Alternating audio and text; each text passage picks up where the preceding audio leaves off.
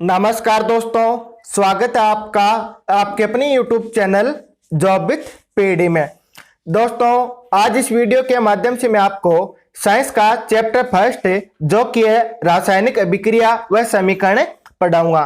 तो आज की क्लास आपके लिए इंपॉर्टेंट रहेगी, इसे आप अंत तक वो जरूर देखना, क्योंकि इस क्लास के अंदर मैं इस चैप्टर के जो क्वेश्चन आंसर है वो भी साथ साथ में करवाता रहूंगा। जो क्वेश्चन आंसर आपके बीच में पूछे जा रहे हैं चैप्टर के, वे मैं आपको साथ साथ में बताते चलूंगा और एक सेपरेट वीडियो में बना दूंगा जिसके अंदर सारे क्वेश्चन आंसर है वो मैं आपको करवा दूंगा। तो इसके लिए आप चैनल को सब्सक्राइब है वो जरूर कर लेना। इसके अलावा इस चैनल पे मैथ की ऑनलाइन क्लासेस भी स्टार्ट कर दी गई है। अगर आपने वो अभी तक ज्वाइन नहीं की तो उन क्लासेस का लिंक आपको नीचे डिस्क्रिप्शन और कमेंट बॉक्स में मिल जाएगा, तो आप वहां से मैथ की ऑनलाइन क्लास भी जरूर देखना। तो चलिए शुरू करते हैं आज की अपनी क्लास से चैप्टर फर्स्ट जो कि है रासायनिक अभिक्रिया एवं समीकरण। सबसे पहले हम बात करेंगे कि रासायनिक अभिक्रिया क्या होती है, फिर हम बात करेंगे इसे समीकरण के रूप में किस प्रकार और कैसे लिखते हैं। आपने दैनिक जीवन की निम्नलिखित परिस्थितियों पर ध्यान दिया होगा और विचार किया होगा कि क्या होता है जब गर्मियों में कमरे के ताप पर दूध को खुला छोड़ दिया जाता है। तो क्या होगा, तो दोस्तों दूध है वो कुछ समय के बाद में फट जाएगा, यानी कि जो दूध की पहली प्रारंभिक अवस्था है तो कुछ समय बाद में दूध की जो अवस्था है वो क्या हो जाएगी, चेंज हो जाएगी। इसी प्रकार अगर हम आर्द्र वायुमंडल के अंदर कोई लोहे की वस्तु रख दें तो धीरे धीरे उस पर क्या हो जाता है, जंग लगना स्टार्ट हो जाता है। यानी पहले जो लोहे की प्रकृति थी या पहचान थी वो धीरे धीरे क्या हो रही है, बदल रही है। ठीक है, इसी प्रकार हम भोजन को पकाते हैं या हमारा शरीर जिस प्रकार भोजन पचा लेता है या हम सांस लेते हैं, तो सांस लेते हैं तो क्या होता है, हम ऑक्सीजन लेते हैं। ठीक है, और बाहर हम क्या छोड़ते हैं, कार्बन डाइऑक्साइड छोड़ते हैं। दोनों की प्रकृति अलग अलग है, ऑक्सीजन अलग अलग होती है और ये कार्बन डाइऑक्साइड है वो क्या होती है, अलग होती है। यानी इन दोनों की प्रकृति क्या है, एकदम अलग है। तो ये सभी के सभी जो आपको दिए गए हैं वो रासायनिक परिवर्तन है, उसके एग्जाम्पल है। दो प्रकार के परिवर्तन होते हैं, एक तो भौतिक परिवर्तन होता है, एक रासायनिक परिवर्तन होता है। इसके बारे में आप पिछले क्लास में पढ़ चुके हैं। तो ये सभी के सभी एग्जाम्पल आपको रासायनिक परिवर्तन के दिए गए हैं। तो इन सभी परिस्थितियों में प्रारंभिक वस्तु की प्रकृति तथा पहचान कुछ न कुछ बदल जाती है। जी हाँ दोस्तों, सभी के अंदर कुछ न कुछ क्या हो रहा है, बदलाव हो रहा है। जैसे लोहे की कील या जो तवा हमने बाहर रखा था, धीरे धीरे उस पर क्या हो रहा है, जंग लग रहा है। तो जंग लगने के साथ इसका रंग अवस्था है वो क्या हो जाएगी, धीरे धीरे क्या हो जाएगी, चेंज हो जाएगी। पदार्थ के भौतिक तथा रासायनिक परिवर्तन के बारे में हम पिछले क्लास में पढ़ चुके हैं। जब कोई रासायनिक परिवर्तन होता है तब हम कह सकते हैं कि रासायनिक अभिक्रिया हुई है। यहाँ पे क्या हो रहा है, सभी के अंदर रासायनिक परिवर्तन हो रहा है। जहां पे भी रासायनिक परिवर्तन होता है तो वहां पे क्या होता है, रासायनिक अभिक्रिया होता है। ठीक है, और इन्हीं रासायनिक अभिक्रिया को हम समीकरण के रूप में आगे लिखना सीखेंगे। शायद आप सोच रहे होंगे कि रासायनिक अभिक्रिया का वास्तविक अर्थ क्या होता है। हम कैसे जानेंगे, कि हमें कैसे पता चलेगा कि यहाँ पे रासायनिक अभिक्रिया हुई है या नहीं हुई है। तो इसके लिए हम क्या करते हैं, क्रियाकलाप करके देखते हैं। तो क्रियाकलाप 1.1 हमें दिया गया है कि हमें लगभग 3 से 4 सेंटीमीटर लंबा एक मैग्नीशियम रिबन लेना है। ठीक है, और उसको क्या करना है, एक बार रेगमाल की सहायता से रगड़ के उसको साफ कर लेना है। जो भी हमने मैग्नीशियम रिबन जो लिया है, जिसको हमने साफ किया है, उसे क्या करेंगे, चिमटे की सहायता से पकड़ के स्पिरिट लेट या बर्नर की सहायता से इसको जलाएंगे। तो इसकी जो भी राख बनेगी या जलने के बाद में जो भी शेष बचेगा उसे हम क्या करेंगे, वॉच ग्लास के अंदर इकट्ठा कर लेंगे। अब हम देखेंगे कि हमें क्या मिला है। ठीक है, तो दोस्तों हमने क्या किया, एक रिबन लिया है। रिबन को आप यहाँ पे देख लीजिए, हमने किसी की बर्नर की सहायता से इसे क्या कर दिया, जला दिया। तो जलाने के बाद में हमें क्या मिली, एक राख मिली है जो कि हमने वॉच ग्लास के अंदर इकट्ठा की थी। तो ये राख है, वो राख क्या है, मैग्नीशियम ऑक्साइड है। ठीक है, जब हमने रिबन को जलाया है तो हमें क्या मिला है, मैग्नीशियम ऑक्साइड मिला है। आगे हम बात करते हैं। अगर दोस्तों वीडियो अगर आपको पसंद आ रहा है तो आपसे लाइक और शेयर है वो जरूर कर देना। अगर आप चैनल पे पहली बार पधारे हैं तो चैनल को सब्सक्राइब भी कर लेना। आपने देखा होगा कि चमकदार सफेद लौ के साथ ये मैग्नीशियम रिबन है वो जलता है। जलने के बाद में ये सफेद चूर्ण में परिवर्तित हो जाता है। जो हमें सफेद चूर्ण मिला है मैग्नीशियम रिबन को जलाने के बाद में, यह क्या है, मैग्नीशियम ऑक्साइड का चूर्ण है। वायु में उपस्थित ऑक्सीजन और मैग्नीशियम के बीच होने वाली अभिक्रिया के कारण यह बनता है। हमने क्या किया था, मैग्नीशियम को जलाया है। तो जलाता है तो किसी भी वस्तु को क्या लेती है, ऑक्सीजन के साथ जलती है। यानी कि जब मैग्नीशियम और ऑक्सीजन दोनों साथ में जलते हैं तो क्या बनाते हैं, मैग्नीशियम ऑक्साइड बनाते हैं। इसी प्रकार हमें क्रियाकलाप 1.2 और 1.3 करना है। 1.3 क्रियाकलाप के अंदर क्या हमें बोला गया कि हमें एक शंक्वाकार जो परख नली है उसके अंदर दानेदार जिंक लेनी है, यानी कुछ जिंक के हमें दाने ले लेने हैं। किस प्रकार लेने हैं आप ये देख लीजिए, नीचे एक परख नली दे रखी है, इसके अंदर कुछ जिंक है, इसके दाने ले रखे हैं। फिर हमें क्या करना है, इसके अंदर तनु हाइड्रोक्लोरिक अम्ल या सल्फ्यूरिक अम्ल मिला देना है। ठीक है, अब हम इसमें देखेंगे कि हमें क्या क्या परिवर्तन देखने को मिलता है। ठीक है, तो दोस्तों जिससे हम इसके अंदर जो दानेदार जिंक लिए हैं और इसके अंदर हम सल्फ्यूरिक अम्ल डालते हैं तो यहां से क्या होती है, हाइड्रोजन गैस है वो क्या हो जाती है, मुक्त हो जाती है। तो ये हमने जो 3 क्रियाकलाप किए हैं 1.1, 1.2, 1.3, इनके आधार पर हम कुछ ना कुछ निष्कर्ष पे पहुंचे हैं कि अगर कोई ना कोई रासायनिक अभिक्रिया होगी ना तो हमें कैसे पता चलेगा कि यहाँ पे रासायनिक अभिक्रिया हुई है या नहीं हुई है। तो सबसे पहले क्या होगा, उसकी अवस्था में परिवर्तन होगा, या उसके रंग में परिवर्तन होगा, या कोई ना कोई गैस निकलेगी, जैसे यहाँ से हाइड्रोजन गैस निकली है ना, ठीक है, या उसके तापमान में परिवर्तन होगा। तो यहाँ पे गैस निकली हाइड्रोजन गैस, तो इसके तापमान में क्या हुई है, वृद्धि हुई है। तो रासायनिक अभिक्रिया हुई है या नहीं हुई है, तो इसका हमें कैसे पता चलेगा, तो पदार्थ की क्या होगी, अवस्था में परिवर्तन होगा, या रंग में परिवर्तन होगा, या चारों एक साथ भी हो सकता है। ठीक है, गैस का उत्सर्जन होगा और तापमान में क्या होगा, परिवर्तन होगा। तो ये 4 बातें इंपॉर्टेंट है, ये आपको ध्यान में रखनी है। अगर रासायनिक अभिक्रिया होगी तब क्या क्या होगा, अवस्था में परिवर्तन होगा, या रंग में परिवर्तन होगा, या गैस का निष्कासन या उत्सर्जन होगा, और तापमान में परिवर्तन होगा। यदि हम अपने आसपास हो रहे परिवर्तन को देखें तो हम पाएंगे कि हमारे चारों ओर विविध प्रकार की रासायनिक अभिक्रिया हो रही है। इन्हीं रासायनिक अभिक्रिया को हम क्या करेंगे, प्रतीकों के रूप में निरूपण करके इस अध्याय के अंदर अध्ययन करेंगे। तो सबसे पहले हम बात करते हैं रासायनिक समीकरण की। अब हमने रासायनिक अभिक्रिया पढ़ लिया, रासायनिक अभिक्रिया क्या होता है, हमें कैसे पता चलेगा कि जब अवस्था में परिवर्तन होगा, या रंग में परिवर्तन होगा, या गैस निकलेगी, या तापमान है वो परिवर्तित होगा, तब वो क्या होगी, रासायनिक अभिक्रिया होगी। अब हम रासायनिक अभिक्रिया को समीकरण के रूप में हम लिखना सीखेंगे। तो क्रियाकलाप 1 में हमने क्या किया था कि ऑक्सीजन की उपस्थिति के अंदर हमने मैग्नीशियम रिबन है इसको जलाया था।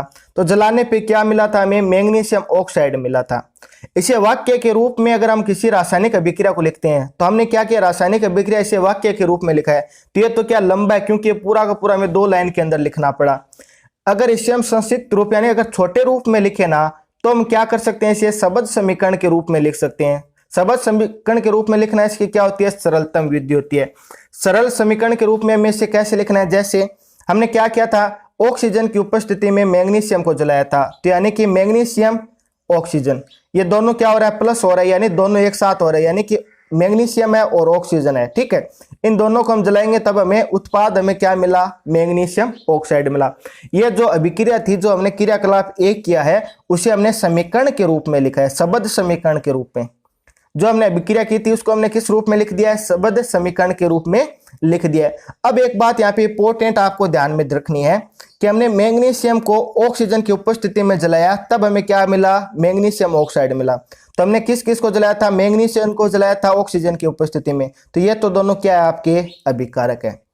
जो भी हमें प्राप्त हुआ, क्या प्राप्त हुआ है, मैग्नीशियम ऑक्साइड, जो क्या होता है, अपना उत्पाद होता है। ठीक है, और ये तीर का निशान है बीच में, आप इस प्रकार देख रहे हैं ना, ये आपको क्या बताता है, ये बताता है कि अभिक्रिया हो रहा है। किस साइड हो रही है, जिस साइड ये तीर का निशान होता है ना, उस साइड ये अभिक्रिया हो रही है। तो यानी कि इस साइड वाला तो क्या हो गया आपका, लेफ्ट साइड का तो अभिकारक है, और ये राइट साइड आपकी, तो ये क्या है, उत्पाद है। ठीक है, ये बात आपको ध्यान में रखनी है।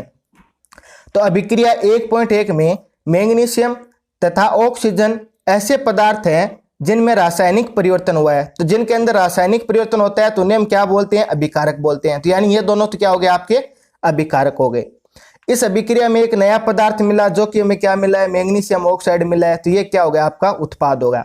ये सेकंड बात है जो कि आपको ध्यान में रखनी है। फर्स्ट तो हमें क्या रखनी थी, रासायनिक अभिक्रिया, अवस्था में परिवर्तन होता है, ठीक है, रंग में परिवर्तन होता है, गैस निकलती है, तापमान में परिवर्तन होता है, तो वो तो क्या होता है, रासायनिक अभिक्रिया होता है। एक बात तो हमें वो ध्यान में रखनी है। दूसरी क्या रखनी है कि हम किसी भी जो अभिक्रिया होते हैं ना, उसको शब्द रूप में लिखते हैं तो इस प्रकार लिखते हैं। तो यहाँ पे जो लेफ्ट साइड में लिखा है वो तो क्या आपका अभिकारक है, जिसके अंदर परिवर्तन हुआ है। ठीक है, और जो दूसरी साइड लिखा है वो क्या है, उत्पाद है। तो ये आपको दूसरी बात है, इंपॉर्टेंट बात है, ध्यान में रखनी है। अब हम आगे बढ़ते हैं। शब्द समीकरण में जो मैंने आपको अभी बताया था वही बात है कि शब्द समीकरण में अभिकारकों के उत्पाद में परिवर्तन होने, उनके मध्य हम क्या लगाते हैं, तीर का निशान लगाता है। अभी मैंने आपको तीर का निशान लगाकर बताया था। और अभिकारकों का योग ठीक है, अभिकारकों के बीच हम क्या लगाते हैं, प्लस का निशान लगाते हैं। ठीक है, उन्हें हम लेफ्ट साइड में रखते हैं और उत्पाद को हम क्या करते हैं, राइट साइड में लिखते हैं। ये मैंने ये बात अभी आपको बता दी। और तीर का सिरा है वो उत्पाद की ओर होता है, यह अभिक्रिया के होने की दिशा बताता है। जो हमें ये देख लीजिए, आप नीचे देख लीजिए, इस प्रकार की अभिक्रिया जो ऊपर थी हमने सीधा लिख रखा था मैग्नीशियम ऑक्सीजन और मैग्नीशियम ऑक्साइड हमने लिख रखा था। तो इस साइड वाले तो क्या थे आपके अभिकारक थे, इस साइड क्या था, उत्पाद था। और अभिकारकों के मध्य, उत्पाद के मध्य हम प्लस का तीर लगाते हैं। अगर दो अभिकारक है या दो उत्पाद है तो प्लस का चिन्ह लगाएंगे। कैसे लगाएंगे आप धीरे धीरे और अच्छे से समझ जाएंगे। अब हमने क्या किया था कि इसको समीकरण, रासायनिक समीकरण के रूप में सीखा था। ठीक है, अब 1.1 इसमें में दिया गया है कि रासायनिक समीकरण हम किस प्रकार लिखते हैं वो हम बात कर लेते हैं। क्या रासायनिक समीकरण के निरूपण की इससे भी संक्षिप्त विधि है क्या, जो हम अभी हमने शब्द विधि पढ़ी है ना, ये पूछ रहा है क्या इससे भी कोई छोटी विधि है क्या जिसमें हम रासायनिक समीकरण को लिख सकते हैं। तो शब्द की जगह हम क्या कर सकते हैं, इनका सूत्र का प्रयोग कर सकते हैं। जैसे अभी हमने मैग्नीशियम नाम लिख रखा था, अब इसका हमने सूत्र लिख दिया Mg। अभी हमने ऊपर ऑक्सीजन पूरा लिख रखा था ऑक्सीजन, तो अब अभी हमने क्या किया, इसका O2 नाम लिख दिया, सूत्र लिख दिया। ठीक है, तो हम क्या कर सकते हैं, शब्द के स्थान पर रासायनिक सूत्र का उपयोग करके रासायनिक समीकरण को और अधिक छोटा बना सकते हैं। ठीक है, रासायनिक समीकरण किसी रासायनिक अभिक्रिया को दर्शाता है। यदि आप मैग्नीशियम ऑक्सीजन और मैग्नीशियम ऑक्साइड के सूत्रों का स्मरण करें तो उपरोक्त शब्द समीकरण इस प्रकार लिखा जा सकता है। तो हमने मैग्नीशियम की जगह मैग्नीशियम का सूत्र Mg लिख दिया, ऑक्सीजन की जगह हमने ऑक्सीजन का सूत्र O2 लिख दिया और मैग्नीशियम ऑक्साइड की जगह हमने क्या लिख दिया, MgO लिख दिया। ठीक है, इस प्रकार आप देख सकते हैं। अब हमें देखना है कि जो तीर के निशान के बाईं और दाईं और जो परमाणुओं की संख्या वो बराबर है या नहीं, ये भी हमें देखना होता है। जैसे यहाँ पे मैग्नीशियम क्या है, उत्पाद, अगर हम उत्पाद की तरफ देखें तब भी मैग्नीशियम 1 है और अभिकारक की साइड देखें तब भी मैग्नीशियम 1 है। तो यानी यहाँ पे भी मैग्नीशियम 1, यहाँ पे भी 1, यानी दोनों साइड बराबर है। लेकिन यहाँ पे O 1 बार है, यहाँ पे O2 यानी 2 बार है। क्या दोनों साइड बराबर है क्या, नहीं। आप बोलोगे सर यहाँ पे तो 1 है, यहाँ पे क्या है, 2 है। ठीक है, तो अभी हम आगे बात करेंगे आपको इसको सही कैसे करना है, यानी संतुलित कैसे करना होता है। क्या दोनों तरफ परमाणुओं की संख्या समान है क्या, यहाँ पे तो भाई नहीं है। यहाँ पे एक साइड तो ऑक्सीजन 1 है, यहाँ पे एक दूसरी साइड क्या है, 2 है। यदि दोनों साइड बराबर है तब तो वो क्या हो जाती है, आपकी समीकरण संतुलित हो जाती है, यानी एकदम सही होती है। अगर वो समीकरण असंतुलित है, यानी दोनों और जो परमाणु है उनकी संख्या बराबर नहीं है, तो यानी कि द्रव्यमान बराबर नहीं होगा, तो ऐसी जो समीकरण होती है उसको हम क्या कहते हैं, ढांचा समीकरण कह देते हैं, या इसको कंकाली समीकरण भी हम बोलते हैं। अगर दोनों साइड बराबर है ना, ठीक है, जैसे मैग्नीशियम यहाँ पे भी 1, यहाँ पे भी 1, यहाँ पे ऑक्सीजन 1 है, अगर यहाँ पे 2 होता ना, यानी कि दोनों साइड बराबर होता तब तो समीकरण सी होती, उसे तो हम संतुलित बोल देते क्योंकि दोनों साइड बराबर है। अगर दोनों साइड बराबर नहीं है तो इसे हम क्या बोल देंगे, ढांचा समीकरण बोल देंगे, या इसे हम क्या बोलेंगे, कंकाली समीकरण भी बोल देंगे। तो इसको सही किस प्रकार करना होता है, जो इसका जो संतुलित समीकरण है उसका क्या महत्व होता है वो हम बात कर लेते हैं। ठीक है, और ये समीकरण आपको किस प्रकार संतुलित करती है ये भी मैं आपको आगे बता दूंगा डिटेल से। ठीक है, तो अब हम बात करते हैं कि जो संतुलित रासायनिक समीकरण होती है ना, इसका महत्व क्या होता है। किसी भी समीकरण है उसको हम संतुलित क्यों करेंगे, इसे संतुलित करने से हमें क्या फायदा है, तो चलिए देखते हैं।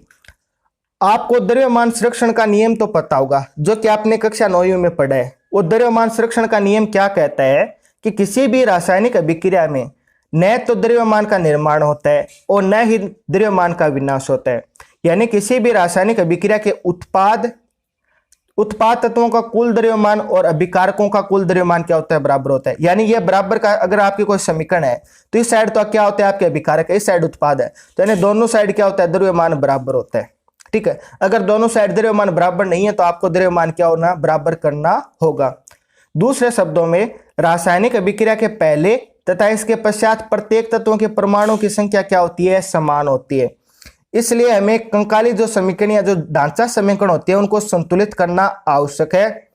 क्या रासायनिक समीकरण 1.2 संतुलित है क्या, आइए हम इसको चरणबद्ध तरीके से क्या करते हैं, संतुलित करते हैं। ठीक है, जो हमने क्रियाकलाप 1.3 किया था, जिसके अंदर हमने क्या किया था, एक परख नली के अंदर जिंक लिया था, जिंक के अंदर हमने क्या डाला था, सल्फ्यूरिक अम्ल डाला था। तो उत्पाद के रूप में हमें क्या मिला था, एक तो हाइड्रोजन गैस मुक्त हुई थी और हमें क्या मिला था, जिंक सल्फेट मिला था। यह तो समीकरण हमने लिख दी। यह रासायनिक अभिक्रिया 1.3 है, क्रियाकलाप हमने देखा था ना, आप वीडियो को वापस देख सकते हैं, जो 1.3 क्रियाकलाप किया था वहां पे हमने जिंक लिया था, जिंक के अंदर सल्फ्यूरिक अम्ल डाला तो हमें उत्पाद क्या मिला, जिंक सल्फेट और हाइड्रोजन मिला। ये तो इसको हमने शब्द के रूप में लिख रखा है। अब इसको हम रासायनिक समीकरण के रूप में संकेतों के शब्द की जगह हम क्या करते हैं, प्रतीक का उपयोग करते हैं। जैसे जिंक को हम क्या लिखते हैं, Zn लिखते हैं। सल्फ्यूरिक अम्ल का सूत्र क्या होता है, H2SO4 होता है। ये आपको ध्यान में रखना है। सल्फ्यूरिक अम्ल की जहां पे भी बात की जाए तो आपके दिमाग में तुरंत आ जाना चाहिए H2SO4। ये क्या होता है, सल्फ्यूरिक अम्ल का सूत्र होता है। इन दोनों की जब अभिक्रिया होगी ना तब ये क्या बनेगा, ZnSO4, जिंक सल्फेट और हाइड्रोजन गैस क्या होगी, मुक्त होगी। ठीक है, तो ये तीर का निशान क्या बता रहा है कि अभिक्रिया क्या हुई है, इस साइड हुई है। ठीक है, तो अब हम क्या करते हैं, इन दोनों की तुलना करते हैं, क्या ये जो समीकरण है वो सही है या नहीं, संतुलित है या नहीं, ये हमें अभी चेक करना है। तो इसके लिए हम क्या करते हैं, सबसे पहले आपको दोनों साइड देखना होता है। जैसे यहाँ पे जिंक 1 है, Zn कितनी बार है, 1 बार है, यानी जिंक 1 बार है। और दूसरी साइड, इस साइड भी क्या है, ये देख लीजिए जिंक 1 बार है, तो यानी दोनों साइड जिंक तो बराबर है। ठीक है, इसी प्रकार यहाँ पे देखते हैं H2 है, यानी अगर हाइड्रोजन 2 अणु है, 2 परमाणु है, और यहाँ पे भी H2 यानी 2 परमाणु, यानी दोनों साइड बराबर है। यहाँ पे देखिए H2SO4 है और यहाँ पे SO4 है। ठीक है, यहाँ पे भी SO4 है, यहाँ पे भी SO4 है, यानी कि दोनों साइड सभी के सभी बराबर है। यहाँ पे एक जिंक, यहाँ पे एक जिंक, यहाँ पे हाइड्रोजन के 2 अणु, यहाँ पे 2 अणु, यहाँ पे SO4 का 1 अणु, यहाँ पे SO4 का 1 अणु है, तो यानी कि दोनों साइड क्या है, बराबर है। तो बराबर है तो क्या ये समीकरण क्या है, संतुलित समीकरण हो गई। ठीक है, अब आगे हम बात करते हैं कि किसी भी कोई समीकरण होती है ना उसको संतुलित किस प्रकार करते हैं, ये हम बात कर लेते हैं। जैसे हमें एक समीकरण दी गई है F है, ये क्या आपका आयरन होता है, F है लोहा। ठीक है, फिर हम क्या करें, इसके अंदर जल की अभिक्रिया करा रहे हैं H2O, तो हमें उत्पाद क्या मिल रहा है, फेरिक ऑक्साइड Fe3O4 और हाइड्रोजन गैस यहाँ पे मुक्त हो रही है। ये हमें एक अभिक्रिया दी गई है और इसे हमें संतुलित करके बताना है और आपको सीखना है कि किसी भी अभिक्रिया को हम संतुलित किस प्रकार करते हैं। यहाँ से आपका इंपॉर्टेंट पार्ट है वो स्टार्ट होता है, आपको एकदम ध्यान से देखना है कि इस अभिक्रिया को हम किस प्रकार संतुलित करेंगे। तो सबसे पहले आपको देखना है, यहाँ पे देखो आयरन यानी F ही है, इसका यहाँ पे 1 अणु है, और इस साइड देखेंगे आप उत्पाद की साइड तो कितने हैं, 3 है। Fe3 है ना, यानी यहाँ पे कितने अणु है, 3 अणु है। क्या दोनों साइड बराबर है क्या, तब आप बोलोगे सर दोनों साइड बराबर नहीं है। तो बराबर करने के लिए हम क्या कर सकते हैं, पहले वाले को 3 से गुणा कर दें। ये लीजिए हमने इसको 3 से गुणा कर दिया, तो पहले वाला क्या बन गया, 3Fe बन गया। तो यानी कि दोनों साइड अब तो क्या हो गए, Fe बराबर है, यानी यहाँ पे भी 3 अणु है, यहाँ पे भी 3 अणु है। अब हम सेकंड बात करते हैं O4 की। अब इस साइड तो O4 है और यहाँ पे ये देख लीजिए ऑक्सीजन का 1 अणु है और यहाँ पे क्या है, 4 अणु है। क्या दोनों साइड ऑक्सीजन के अणु बराबर है क्या, तब आप बोलोगे नहीं सर, यहाँ पे तो 1 है और यहाँ पे 4 है, तो बराबर कैसे हो सकते हैं। तो मैं बोलूं कि अगर इनको हम 4 से गुणा कर दें तो दोनों साइड बराबर हो जाएंगे। तब हम क्या करेंगे, H2O को 4 से गुणा कर दें। ये आपको 4 है वो H2O के आगे लिखना है, इस प्रकार लिखना है H2O। ठीक है, अब यहाँ पे भी ऑक्सीजन के 4 अणु हो गए और यहाँ पे भी ऑक्सीजन के 4 अणु, यानी इतना तो बराबर हो गया। लेकिन हमने यहाँ पे जैसे ही इसके आगे 4 लिखा तो हाइड्रोजन के पहले से 2 थे और 4 हमने और कर दिया, तो 2 गुणा 4, ये नीचे वाला है ना, आगे वाले से गुणा होगा, तो यानी कि 2 गुणा 4, तो हाइड्रोजन के कितने अणु हो गए, 8 हो गए। हाइड्रोजन के 8 परमाणु हो गए और यहाँ पे कितने हैं, मात्र और मात्र 2 है। तब इसको बराबर कैसे करेंगे, तब आप बोलोगे सर कि यहाँ पे जो हाइड्रोजन है ना इसको भी 4 से गुणा कर दो। 4 गुणा 2 कितने हो गए, 8 हो गए। अब ये क्या हो गया, दोनों साइड बराबर हो गया। तो मैं एक बार अच्छे से लिख देता हूं ताकि आपको एक बार समझ में आ जाए। तो सबसे पहले हमने क्या किया था, आयरन को 3 से गुणा किया, तो दोनों साइड आयरन के कितने अणु हो गए, 3 अणु हो गए। ठीक है, आपको बात समझ में आ गई होगी। फिर यहाँ पे ऑक्सीजन के 4 अणु थे और यहाँ पे 1 था, तो हमने यहाँ पे इसको 4 से गुणा कर दिया। H2O के आपके एकदम आगे लिखना है 4। ठीक है, तो यहाँ पे जैसे 4 किया तो हाइड्रोजन के 8 परमाणु हो गए, तो इसके लिए हमने क्या किया, यहाँ पे भी 4 से गुणा कर दिया। तो ये दोनों साइड अब क्या हो गए, समीकरण बराबर होगी, संतुलित हो गई। एक बात आपको स्पेशल ध्यान रखनी है, जैसे H2O है, आपको ऐसे नहीं है कि ऑक्सीजन को बराबर करने के लिए यहाँ पे 4 लिख दो, आप ऐसे आप बिल्कुल भी नहीं, इसके अंदर आप कुछ भी चेंज नहीं कर सकते, सिर्फ और सिर्फ आप आगे इनका गुणा कर सकते हो और आप यहाँ पे कुछ चेंज नहीं करोगे। ठीक है, इसी प्रकार H2O, यहाँ पे H2 दिया गया है, तो ऐसा नहीं कि यहाँ पे H8 कर दो, ऐसा आप बिल्कुल भी नहीं कर सकते, आप इसके आगे लिख सकते हैं और ये नीचे वाला और ये गुणा होते हैं। जैसे ये 2 अणु है, ठीक है, इसे 8 बनाना है तो हमने क्या किया, 4 से गुणा किया। तो ये बात आपको समझ में आ गई होगी, अभिक्रिया को संतुलित करना। इसके अंदर आपको काफी डिटेल से दिया गया, ये बात आपको अच्छे से समझ में नहीं आती, तो इसलिए मैंने आपको एकदम बेसिक तरीके से बता दिया ताकि आपको कुछ भी प्रॉब्लम नहीं हो। अब आप रासायनिक जो समीकरण होती है उसको आप संतुलित आराम से कर सकते हैं। अगर कोई भी प्रॉब्लम आती है तो आप नीचे कमेंट करके बता देना, ठीक है। अब ये देख लीजिए बुक के अंदर जिस प्रकार भी सोल्व करके 6 स्टेप में सोल्व किया है और आंसर क्या मिला, यही तो मिला है। 3 यहाँ पे Fe के अणु आए, 4 H2 आया, ठीक है, और 4 यहाँ पे H2 आया, ठीक है। तो ये क्या हो गया, अब आपके एकदम संतुलित समीकरण हो गए। किस प्रकार करना है मैंने आपको अच्छे से बता दिया है। अब आप देखेंगे कि दोनों तरफ तत्वों के परमाणु है वो बराबर है, यानी यहाँ पे भी तत्वों के परमाणु बराबर है और यहाँ पे भी बराबर है। अतः अब यह जो समीकरण है वो संतुलित समीकरण है।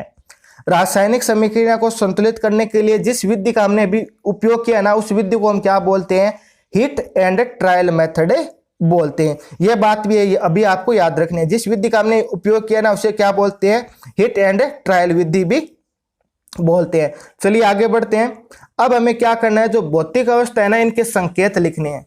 संकेत कैसे है कि जो हमें समीकरण दी गई है ना, इसके अंदर जो हमने आयरन लिया, जल लिया, ठीक है, जो उत्पाद बना वो किस किस रूप में होते हैं, तो ये भी हमें लिखना होता है। जैसे रासायनिक समीकरण को अधिक सूचनापूर्ण बनाने के लिए अभिकारक तथा उत्पाद के रासायनिक सूत्र के साथ उनकी भौतिक अवस्था भी लिखते हैं। ये तो देख लो रासायनिक सूत्र लिख रखा है हमने।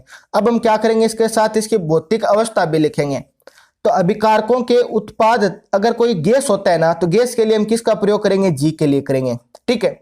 अगर कोई द्रव्य होता है तो उसके लिए हम लिक्विड एल का प्रयोग करते हैं। अगर कोई जलीय विलयन होता है उसके लिए हम एक्वा एक्यू का उपयोग करते हैं। इसी प्रकार कोई ठोस होता है तो उसे हम क्या बोलते हैं, सॉलिड। सॉलिड के लिए हम एस का प्रयोग करते हैं, ठीक है। ये हम लगा देंगे।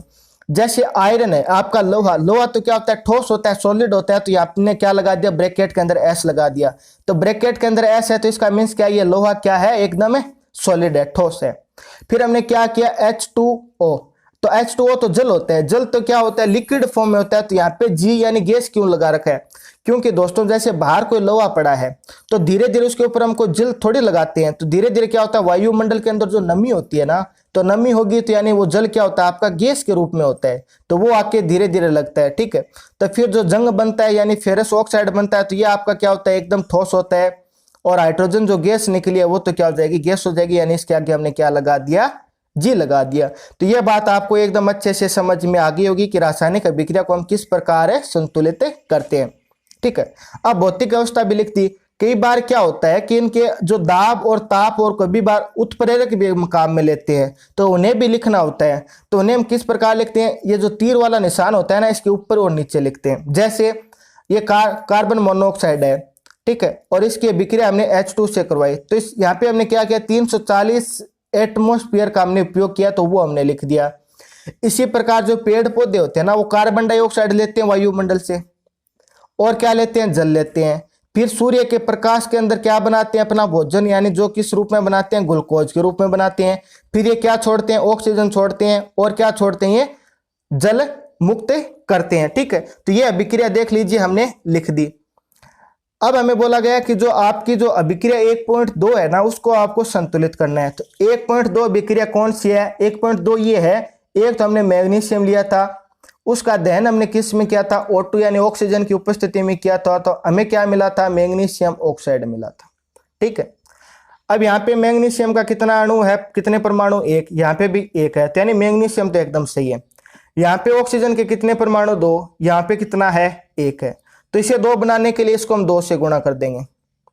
तो हमने जैसे 2 से गुणा किया तब तो मैग्नीशियम भी कितने हो गए, 2 हो गए, और यहाँ पे क्या है, 1 है। तो इसको 2 करने के लिए इसको भी हम 2 से गुणा कर देंगे, और अब ये क्या है कि आपकी रासायनिक समीकरण क्या होगी, एकदम संतुलित हो गई, ठीक है। आपको क्या करना है, दोनों साइड बराबर करना है। चाहे आप किसी का संख्या गुणा करें, चाहे 1 का करें, 2 का करें, आप बारी बारी से कर सकते हैं। क्लास 10th में है, एकदम आप आसानी से कर सकते हैं।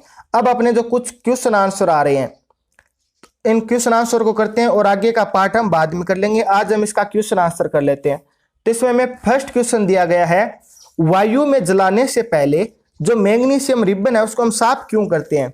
मैग्नीशियम रिबन तो आपको याद आ गया होगा कि हमने क्रियाकलाप 1 के अंदर एक मैग्नीशियम रिबन है उसको जलाया था।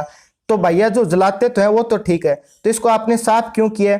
तो दोस्तों साफ तो हमने इसलिए किया कि इसका दहन क्या हो सके, एकदम आसानी से हो सके, ताकि इसके ऊपर की कोई भी अशुद्धि है ना वो हट जाए और इसका दहन आसानी से हो जाए। इसलिए हमने क्या किया, मैग्नीशियम रिबन को साफ किया।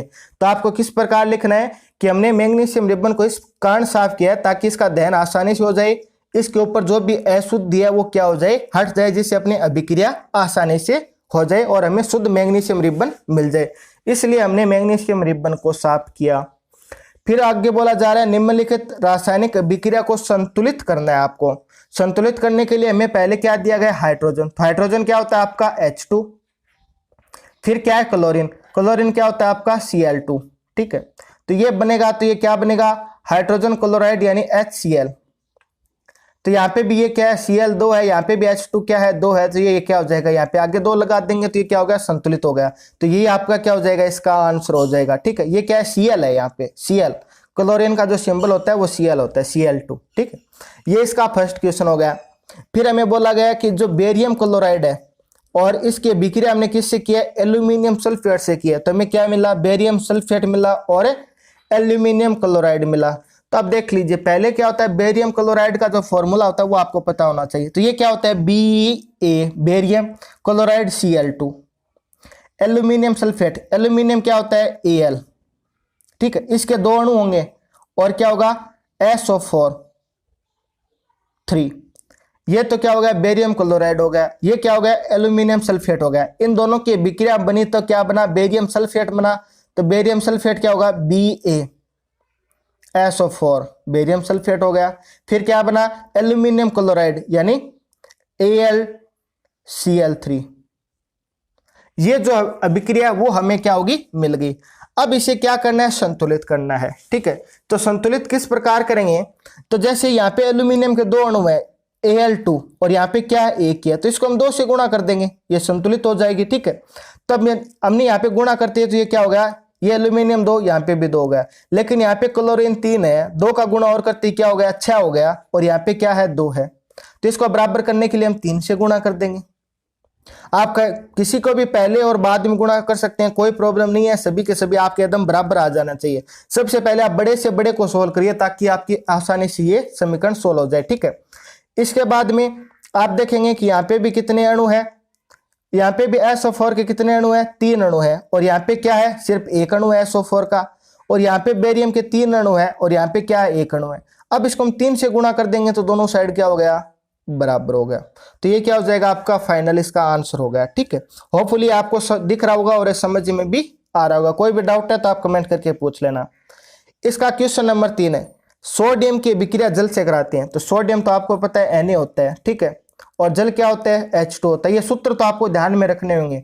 तो सोडियम Na हो गया, जल H2 हो गया, इन दोनों की हम अभिक्रिया कराते हैं तो हमें क्या मिला, सोडियम क्लोराइड यानी